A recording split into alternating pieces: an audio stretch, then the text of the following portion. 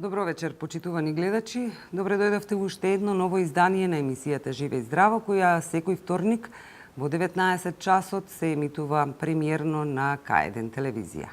Хируршки третман на генерализирана артеросклероза е темата за вечерашното издание на емисијата, а наши ваш гостин вечерва доктор Еди Стерио, хирург од специјалната болница Филип II. Докторе, добре дојдовте во К1 телевизија во емисијата Живе и здраво. За прв пат. Да, за прв пат. Добре, најдо. Благодарам на поканата. Така. Се надам дека ќе доловиме нешто за нашите гледачи. Сигурна сум во тоа, да. Ајде да на самиот почеток да објасниме за гледачите што представува артеросклерозата и кои крвни садови ги зафаќа. Значи вака, атеросклероза, самиот поим е посебен ентитет, што е во склоп на артериосклероза. Зошто збориме дека генерализирано ги зафаќа скоро сите крвни садови, не скоро толку сите крвни садови. Почнувајќи од најмали до најголеми крвни садови. Збориме дека тоа е посебен ентитет во склоп на артериосклероза, кој ги зафаќа малите крвни садови и артериолите. Додека атеросклерозата, по своја дефиниција, ги зафаќа средните и големите артерии. И едниот и другиот поим, значи тоа представува стврднување, буквално во буквален превод, народен превод, на крвните садови, со тоа што они ја губат собствената природна функција. На некој начин доведува самиот процес на атеросклероза, бидејќи тоа е комплексен процес, хроничен процес, воспалителен процес, кој на некој начин го стеснува луменот на крвниот сад, на долгорок гледано, а последователно тоа го намалува дотокот на крв, на циркулација, на хранливи материи до оние органи и ткива на кои што им е најмногу потребно, а тоа е секој дел, секоја клетка. Така. Да. Кои крвни садови најчесто ги зафаќа? Значи тоа е манифестација на целиот систем кардиоваскуларен на организмот, почнувајќи од каротидни артерии, коронарни артерии, артериите на долните екстремитети и во завис од кој крвни садови или кој систем е зафатен, значи различна клиничка манифестација имаме кај пациентот. Така. Да. Кои се ризик факторите за добивање на атеросклероза? Ризик факторите се многобројни. Секако тие се надворешни фактори на кои може да влијаеме и внатрешни фактори кои не зависат од нас, веќе ги носиме, а не сме свесни. Од надворешните фактори сепак мора да ги споменеме хиперхолестеролемија, хипертензија, шеќерна болест, тоест диабет. Од внатрешните фактори неизбежен е семената предиспозиција, генетската предиспозиција, возраста, полот, фактори кои не можеме да влијаеме. Но сепак во целиот процес, како ризик фактори, вреди да се спомнати не фактори кои не може да квалифицираме во едната во другата група, како стресот, физичката инактивност, физичката, тоест неактивност, дебелината, прекомерната телесна тежина, прекомерно консумирање на јаглени хидрати, нездрав начин на живот, разни форми на инфективни агенции, инфекции, така да факторите у глобала се многобројни. Така. Да. Кои се групи се почесто заболуваат, дали мажите или жените? И следствено на тоа, дали може би старосната граница е некаков ризик фактор исто така? Да, интересно прашање. Значи, старосната граница корелира со степенот на заболувањето, тоест на атеросклерозата. Секако машките предничат пред жените до негде 50 годишна возраст. За после тоа, тој процент или тој однос се изедначува со женскиот пол. Има разни студии кои кажуваат дека жените за време на пременопаузалниот период некако на некој начин се заштитени. Има студии кои поврзуваат таа заштита со естрогенската или хормоналниот статус. Но постојат исто така студии кои кажуваат дека жените во постменозалниот период почесто заболуваат од мажите, како резултат на изостанување на таа хормонална заштита. Но покрај сето тоа, мора да се спомне дека последно време таа граница се изедначува дури под 50 годишна возраст. Тука влијаат факторите на ризик, како што пушењето, семената предиспозиција, физичката активност, физичката инактивност, неправилен начин на исхрана, прекомерно консумирање на јаглени хидрати, Значи, тие работи што на некој начин доведуваат во голем процент во манифестација или клиничка симптоматологија на самото заболување, генерализирана атеросклероза, поточно на кардиоваскуларните заболувања. Така. Податоци од Светската здравствена организација говорат дека се по-голем број на помлади луѓе заболуваат од кардиоваскуларни заболувања, нели, вклучувајќи го и сето ова, заради тоа што сепак и ова е болест на кардиоваскуларниот систем. Што мислите вие за тоа? Зошто таа граница е се помала? Вака, генерализираната склероза или атеросклероза како посебен поин е во посебен рапиден раст во западните земји, значи високо развиените земји. Неправилничен начин на исхрана, изостанување на сите тие физички активности доведува до манифестација. Светска здравствена организација во право води грижа за сето тоа, бидејќи кардиоваскуларните заболувања се втор причинител, на некој начин зголеме ризик од смртност и тоа на второ место. Да земеме една Јапонија, значи до пред некое време она, нели, самата, нели, високо развиена земја, на некој начин кардиоваскуларните заболувања биле во рапидно намалување. Но последно време Јапонија на некој начин е второ место после САД, после Соединетите американски држави, во рапиден раст кардиоваскуларните заболувања. Се поставува прашањето зашто. Има разни полемики околу тој дел, но најверодостојно е таа што, нели, самата имиграција на некој начин ги прифаќа навиките на, нели, САД, другата држава, и со тоа самостојно ги практикува, на некој начин влие во користење на сите тие ризик фактори, во примена на ризик фактори зборимо наводници, и со тоа, нели, тој, нели, процент е зголем во Јапонија. Според Светска здравствена организација постојат различни податоци. Негде постои некој податок дека 12 милиони лица патат од кардиоваскуларни заболувања. Негде до 2020 година имат некој податок дека околу 20 милиони, нели, тој број ќе се зголеми. Зошто таа грижа? Сепак тоа е, нели, трошок за самото општество, за самата република, но сепак, нели, е хендикеп за самиот пациент. Некои заболувања, зависно од клиничка манифестација, доведува до смрт, но некои доведува до хендикеп, губиток на дел или пак дел од телото. Така. Ги споменавме ризик факторите. Еден од нив е и генетската предиспозиција. Која е улогата на генетиката и на генетските фактори во појавата на атеросклероза? Не случајно генетските фактори заземаат важно место во ризик, потенцијални ризик фактори во кардиоваскуларните заболувања. Постојат разни студии кои на некој начин го укажуваат, тоест го потврдуваат пореметувањето на ниво на хромозомите. Познати ни се нас семејните предиспозиции за шеќерна болест, познати ни се семејната предиспозиција за хиперхолестеролемија, покачени масноти во крвта, но генетската компонента е многу битна во појава на кардиоваскуларните заболувања, поточно на атеросклерозата. Доволно е само постојање на хиперхолестеролемија за манифестација, тоа започнување на воспалителен процес, тоест на атеросклероза. Зошто баш генетските фактори? Постојат пореметување на ниво на метаболизмот на липопротеините, кој од своја страна доведува до покачен ниво на масноти во крвта.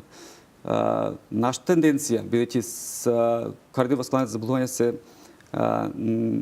тоест генерализираната атеросклероза е склоп, нели, на клиничка манифестација на коронарна болест, каротидна болест, периферна артериска болест, ние знаеме и сме сигурни дека било која болест да биде манифестна, сепак со коегзистира со другите кардиоваскуларни заболувања, поточно со, нели, ако е коронара присутна, ние секако мораме да испитаме дали, нели, периферна артериска болест постои или пак Не, за да може тој пациент да го превенираме или пак да го заштитиме, или пак да го третираме доколку постои потреба, или пак обратно, доколку постои периферна артериска болест. Не се фокусираме само на периферна артериска болест. Ние секако ќе третираме таа периферна артериска болест, но сепак мораме да пациентот направиме скрининг, да можеме да исклучиме, т.е. да го заштитиме од каротидна болест, доколку таа постои да може да се третира. И од коронарна артериска болест. Така. Во склоп на специјалната болница Филип II, нели познато е дека функционира и генетската лабораторија, па еве тоа сите оние кои што сакаат да си направат тест за атеросклероза или било какви болести поврзани со крвните садови, се разбира дека може тоа да го сторат. Добро дојдени, може да се информира. Така, тест во нашата генетска лабораторија, значи не само предоперативно, туку е посебен акцент постоперативно. Многу пациенти со кардиоваскуларни заболувања се на некој начин зависни од тие лекови кои превенираат и кои го заштитуваат постоперативно. Но колку е тоа сигурно, колку тие лекови делуваат и го заштитуваат, тоа мора нели со тие генетски методи кои се применуваат во нашата генетска лабораторија да се потврди, да се испита доколку сепак постојат нели некои корелации во тој дел да. Така. Да. И покрај тоа што еве постои нели генетската лабораторија, дали можеби е предзнак ако пациентот има покачен холестерол, маснотии во крвта, дека би требало да посети лекар и да ги направи сите испитувања со оглед на тоа што нели самиот покачена вредност на холестеролот може да доведе понатаму и до посериозни болести. Како што кажав, покачена вредност на холестеролот, тоа е хиперхолестеролемија, може да биде да екзистира само еден фактор, тоа е хиперхолестеролемија, да се манифестира како да биде иницијација на атеросклероза. Постои можност да испита, но сепак нели немаме скрининг, малце дигресија, немаме скрининг за рак на дојка. Во Америка постои скрининг за рак на дебело црево. Ние немаме скрининг за периферна артериска болест. Така. Не постои тоа во државата, а многу пациенти веќе се јавуваат веќе во касна фаза, во касен стадиум, веќе која таа симптоматологија е во напредна фаза. Секако, тоа е прв знак што треба да посети, да консултира соодветно станова, интернистички преглед, васкуларен преглед и соодветни исследувања. Така. Која е клиничката манифестација на атеросклерозата и во кои клинички форми се јавува? Мислам дека ние спомнавме таа клиничка манифестација делумно, зависно од кој систем е зафатен, бидејќи спомнав дека генерализирана атеросклероза е атеросклероза која ги зафаќа буквално крвните садови во целиот организам. Зависно кој систем е погоден, соодветна клиничката симптоматологија или манифестација. Доколку се зафатени каротидните артерии, тоест вратните артерии, тоа е каротидна артериска болест. Доколку се зафатени коронарните артерии, тоест артериите што охранат срцевиот мускул, тоа е коронарна артериска болест. Доколку се зафатени крвните садови што нели на долните екстремитети, тоа е веќе периферна артериска болест. Така. Да. Има ли симптоматологија? Знаеме ли ние дека постои таква некаква болест кај нас? Апсолутно. Постои клиничка секоја од нив, од секој соодветни манифестации има соодветна клиничка симптоматологија. Така. Пациентите сами ги опишуваат тегобите. Бидејќи прв контакт со пациентот, веќе они пола диагноза веќе е позната.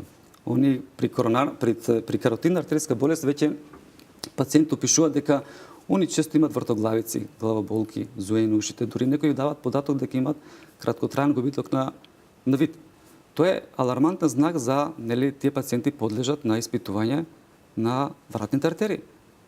Тој го правиме во нашата болница, специјална болница во Филип II.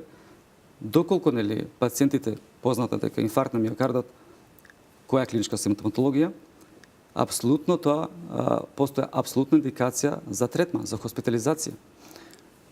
Кај периферна артериска болест проблемот е сосема друг. Викаме ние латентен проблем, вирулентен проблем. Па самите пациенти на долг период немаат клиничка симптоматологија, особено они што се веќе диабетичари, која веќе шеќерот веќе типично за шеќерна болест е веќе неуропатија. Они на долг период не чувствуваат болки и тоа период поминува. Се додека нели стеснувањето на артериите на долните екстремитети не достигне некој критично ниво. Зошто? Затоа што го намалува после тоа дотокот или циркулацијата на крв во дисталните реки. Како они тоа го манифестираат? Нели, клиничка симптоматологија. Кај сите пациенти, прв симптом е болка.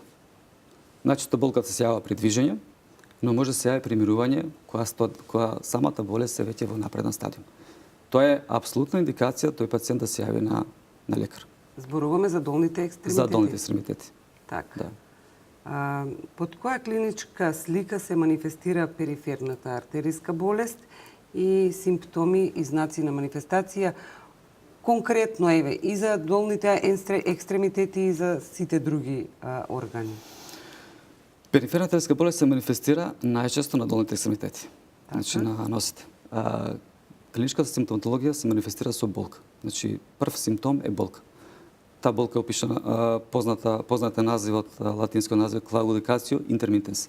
Тоест болката они ја осеќаат при движење. Бидејќи слабата циркулација, послаб доток на крв, послабата циркулација на долни екстремитети, а зголемената потреба на мускулите во долни екстремитети ја пројавува таа болка. Тоа е еден симптом. Втор симптом, они често го пишуваат дека нозете од време на време, значи некако на палпација на допир се ладни. Често го губат, пациенти пишуваат косматиот дел, влакнестиот дел на нозете веќе почнува да се губи. Тие се знаци што упатуваат на некој начин на дека нешто се случува. Но прв и основен знак пациентите што го пишуваат или што го манифестираат, тоа е болката. И тоа е единствен знак што нив ги некој начин стимулира да побарат помош. Да. Дали таа болка е секојдневна или повремено се јавува? Доколку пациентот физички не е активен, таа болка нема да почувствува, дури субјективно нема да обрне многу внимание. Но доколку е физички активен, таа болка ќе биде некој начин ограничувачки во секојдневните обврски. Нема да може да ги врши професионалните и приватните обврски. Мора да бара спас, мора да бара чаре, мора да консултира лекар. Така. Да. Каква е, со оглед на вашето искуство, нели, во специјалната болница Филип Стори, но и претходно, каква е состојбата, еве конкретно во Македонија, со вашите пациенти? Дали доаѓаат многу предоцна, дали знаат да се јават уште при самите симптоми, при првите болки кога ќе ги почувствуваат? Имаме различна категорија на пациенти, на луѓе кои некои доаѓаат контрола без знаци дека нешто се случува, но имаме сосема друга крајност кои веќе доаѓаат во многу понапредната фаза. Пациенти со веќе оформени рани, пациенти со веќе укусни промени на стапалата, пациенти со веќе гангренозни напреден стадиум на гангрена. Значи, тој дел е веќе секојдневие. Зашто? Така. Не би можело да... Како се јавуваат тие рани и гангрени? Зошто доаѓа до тоа? Тоа е типичен процес како резултат на слаба циркулација. Дисталните делови од телото се тие крвни садови многу мали. Доколку процесот на атеросклероза или на запушување или на оклузија на крвните садови на долните екстремитети постои или презистира долго време, ткивото страда, на некој начин изумира. Тоа е гангрена, буквално некроза, гангрена, изумрено ткиво. Ткиво кај што нема исхрана, кај што нема циркулација. Така. Да, тоа е апсолутен знак, апсолутна индикација дека тука нешто мора да се направи, дека мора тој пациент да се третира, мора прво да се диагностицира за што се работи, а после да се одреди начинот кој ќе го третираме, да. Така. Околу диагностицирањето да проговориме. Да, диагнозата се поставува самиот разговор со пациент, што самата анамнеза, дури повеќе од 50% од самата диагноза. Податокот, клиничкиот преглед, физикалниот преглед, податокот дека пациентот претходно имал болки, имал клиничка симптоматологија, што на некој начин не опатува дека делумно се работи за периферна артериска болест. Но клиничкиот физикалниот преглед, примена на неинвазивни методи за диагностика, примена на инвазивни методи за диагностика, на некој начин ние ја потврдуваме диагнозата. Така, може ли да ни ги објасните инвазивните и неинвазивните методи? Зашто конкретно станува збор? Во неинвазивните методи најчесто прирачно средство што се служи е ехо преглед, ехосонографски преглед, тоест Доплер, на кој ние гледаме дали постои или не постои циркулација во дисталните делови од телото, поточно носот. Во инвазивните применуваме исто така и компјутер. Компјутерот е современа метода, софистицирана метода, кој ни укажува точно каде е проблемот, со помош на контраст. Многу исто така современа метода е магнетот. Без контраст, а имаме добар приказ на крвните садови. Во инвазивните методи е класичната ангиографија, периферна ангиографија. Со примена на контрастно средство се прикажуваат артериите на долните екстремитети, нивниот флуид, т.е. исполнетоста со контраст, со течност, буквално, и на некој начин ние ги диагностицираме и ги верифицираме промените на кој дел, на кој сегмент, на колкава должина или пак Така. на кој дел од телото. Така, откако ќе се диагностицира, потоа следи лекување, третман. Каков е третманот? Се разбира во зависност нели од самата зафатеност и тежината на самата болка. Да. Не сите пациенти со периферна телеска болест заслужуваат хируршки третман. Затоа викаме дека потребен скрининг, пратење на тие пациенти. Таа атеросклеротска плака, доколку не достигне критично ниво, сепак ние може да контролираме со конзервативна терапија. Една опција од третман е конзервативна терапија, примена на статини, примена на антихипертензивни лекови, примена на антиагрегациона и антикоагулантна терапија. Но, доколку лезијата е веќе критична и доволно го обструира луменот на крвниот сад, сепак нели може да се размисли за или ендоваскуларен или хируршки третман. Така. Да. Дали е тоа болен процес? Болен процес. Тоа е терапија која на пациентот му осигурува долг век на живот. Така. Квалитет на живот. Така. За да може професионалната работа да се ги извршува и приватните врски. Така. Да. Околу хируршките третмани, кога се применува хируршки третман? Хируршкиот третман доколку нели манифестацијата, тоа е со самата диагностика, доколку верифицираме дека проблемот е од генерализиран карактер на повеќе сегменти, сепак ние одлучуваме да тој пациент подлежи на хируршки третман. Со тоа што би се обезбедило на пациентот проток на крв, циркулација во дисталните делови телото. Тоа се прави со примена на протези или пак собствени графтови.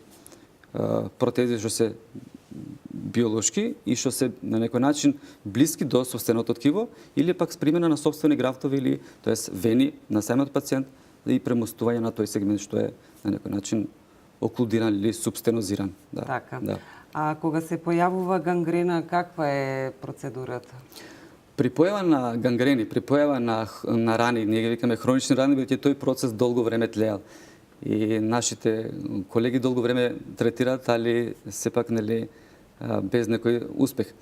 Ние имаме позитивни искуства со тој дел и нашиот став е прво да се третира гангрената, да се санира гангрената, да се лечи хроничната рана и кога веќе добиеме идеална ситуација, идеална средина да може да се направи периферен артериски бајпас. Така. Да. Јас би сакала да се вратиме и на каротидната болест. Најчесто кај која популација се јавува? Зошто се јавува? Кои се причините? Кои се симптомите исто така? Причината е атеросклероза. Така. Тоест хроничен, комплексен и воспалителен процес, бидејќи атеросклерозата по свое својство е воспаление на крвните садови. Буквално возраста е иста како периферната артериска болест и коронарната артериска болест. Но после време таа граница се спушта. Зошто настанува? Затоа што луменот на каротидните артерии е субстенозиран, обструиран или на некој начин оклудиран. Клиничка манифестација е цереброваскуларниот инсулт, мозочен удар. Имаме искуства пациенти со манифестен, тоест мозочен удар во фаза на развој, доколку ја решиме таа каротидна болест, тоест постои каротидна болест диагностицирана и доколку во исто момент се реши каротидна болест, веќе нели мозочниот удар веќе е во се контролира, тоест го ставаме во една фаза на ремисија. Симптоматологија: вртоглавица, зуење во уши, пациенти дават податок дека пореметување имаат на видот краткотрајано и тоа е знак дека тој пациент мора да подлежи на интернистичка кардиолошка диагностика. Тоест ехосонографија, компјутерска диагностика. Врз основа на тој наод, после компјутерската диагностика, се одредува третманот. Третманот е хируршки, нашиот став е хируршки, имаме одлични искуства со реконструкција на каротидните артерии, со отстранување на атеросклерозската плака. И со тоа имаме, нели, на долг период тие пациенти имаат идеален квалитет на живот. Така. Да. Така. Се разбира дека доколку сите ние внимаваме на начинот на живот, стресот не знам колку можеме да го избегнеме, меѓутоа ако се храниме здраво, ако имаме физичка активност во текот на целиот ден, дали тоа значи дека ќе ги намалиме ризиците, да ја исклучиме генетската предиспозиција? Секако ќе ги намалиме ризиците. Тоа е дури самите студии укажува дека не само кај пациенти кај што не е диагностицирана периферна артериска болест, тоест генерализирана артеросклероза, туку и кај сите нас, кај што, ете, ја немаме таа клиничка симптоматологија или диагноза потврдена генерализирана артеросклероза, самото пешачење активира колатерална мрежа во нозете, со тоа обезбедува добра циркулација. Препорачливо 30 до 50 минути дневно активно пешачење. Намалувајќи ги ризиците, не можеме да влијаеме на надворешните фактори. Може да контролираме хиперхолестеролемија, можеме да го регулираме шеќерот, тоест да го контролираме диабетот. Па на некој начин можеме да влијаеме на стресот. Нели сега има методи на медитација, па планини, па свеж воздух, така да и тоа влијае. Тоа е сепак, нели, субјективен дел кој колку може да вложи во себе и колку може да постигне. Но многу е битно и семејната предиспозиција. Знаејќи ја семејната предиспозиција, исто така можеме да влијаеме користејќи конзервативна терапија за превенција на самата генерализирана атеросклероза. Така. Да. Што доколку на пациентот дојде во Филип II, направи нели тест за било какви болести од овој тип и му се потврди дека е склон кон добивање на оваа болест. Што вие му препорачувате? Што треба да прави? Доколку се потврди дека тој пациент е семено предиспониран кон хиперхолестеролемија, например, има соодветна терапија што треба да прими и што треба да се контролира.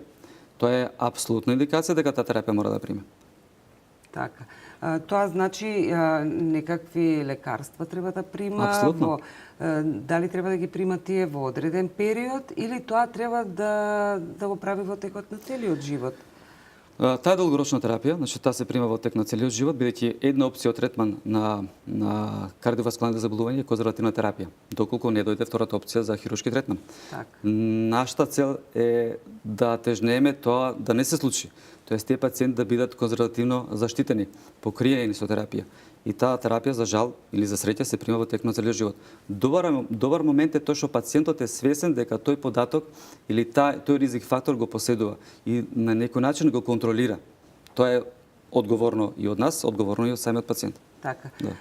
Сметате ли дека ќе се подигне свеста кај пациентите, кај луѓето општо?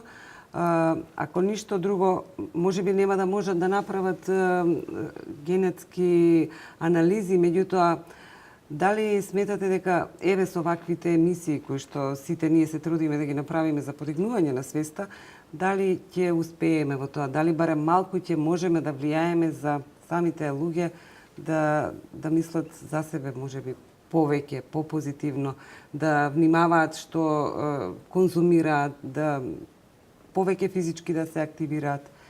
Колку ќе влијаеме ние кон самите луѓе? Да ве поправам, вие влијаете. Так. Во самите луѓе вие влијаете и имате ефект, бидејќи пациентите овие мисли се на некој начин и едукативни за нив. Ако ништо друго, барем во некој дел би се препознале. Во државата постојат неофицијални податоци дека многу пациенти, не спомната вие, гангрени, рани, хронични рани, има околу 60, минимум 60.000. Немаме податок, може би повише. Пациенти што лутат по локалните амбуланти, што се третираат по кожни ординации, по општи лекари, а не допираат до нас. Тие пациенти со таква проблематика треба да се диагностицират, треба буквално да се иследат. Спомнате генетска анализа. Точно, не сите можност бидејќи за жал тоа не е покриено од државата, туку пациентот сам си го плаќа. Но сепак може да направат контролен преглед, васкуларен преглед. Сите тие пациенти со хронични рани, моја препорака е да се јават во филифтори и комплетно да се иследат, тоест да се направи комплетна диагностика. Не станува збор бидејќи периферна артериска болест. Спомнав дека таа болест коегзистира, во таа болест коегзистира и коронарна болест и каротидна болест. Ние нашите пациенти буквално ги заштитуваме. Ако диагностицираме каротидна болест, како што спомнав дека не се фокусираме само на каротидна болест. Знаеме дека во скоп на таа каротидна болест коегзистира и коронарна болест. Може би да, може би не, али мораме да направиме скрининг во интерес самиот пациент. Обратно, доколку диагностицирам периферна артериска болест, секој диагностицирам доколку имам хронична рана, гангрена, мораме да помислиме на коронарна болест, мораме да помислиме на каротидна болест. И секако таа диагностика треба да насочиме и кон тој дел. Тоа се прави комплетен скрининг на пациентот. Доколку пациентот еднаш дојде во филифтори, останува во филифтори. Така. Може ли само да споменеме што се покрива фондот во однос на услугите кои што ги нудите вие во специјалната болница?